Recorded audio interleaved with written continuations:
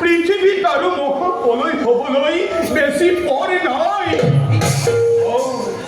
তাতে আকৌ মোৰ এই পুত্ৰ নাৰদৰ কুচক্ৰান্ততে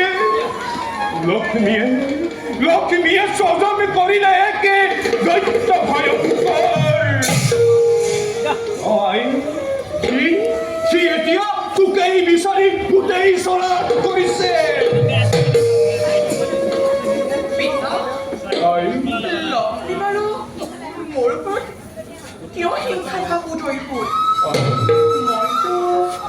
মইতো লক্ষ্মীৰ ওচৰত কোনো দুখ কৰা নাই। আৰু পিতা লক্ষ্মী এনে ঘৃণনীয় কাৰ্যত প্ৰভু বিষ্ণুৱে কিবা কৰি কৰিলে মহাপলয়ৰ কথা আমিও তিনিওজনে বুকুতে আলোচনা কৰি আছিলো। নাজানো কি দুখত কি হবলৈ গৈ আছে।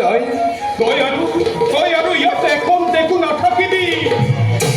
যি সেই প্ৰকান্ত দৈত্য দেখিলেই মোৰ এই ভয়ে পেটতে লুকায়। পিতা লক্ষ্মী মোৰ প্ৰতি যি ঘৃণনীয় কাৰ্যত লিপ্ত হয় মই কিন্তু সহ্য কৰি নাথাকিম পিতা। মই যদি তোমাৰ কন্যা যাবা পিতা।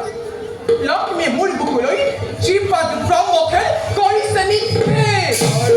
সেই ব্ৰহ্মখেল পুনৰ মই লক্ষ্মী বুকুলৈ উভতাই পঠাম।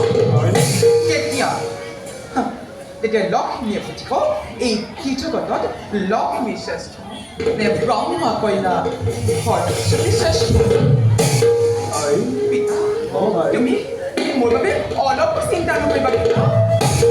সেই ঘোঁৰা মুখ্য দৈত্যই হৰণ কৰিব নোৱাৰে। মই তাৰ ব্যৱস্থা নিজেই কৰিম। পিতা তুমি এতিয়া যোৱা। মোৰ তুলনি বহুত ভয় জগিছে। কিজানি বাকী তোক হৰণ কৰি মোৰো সৰ্বস্ব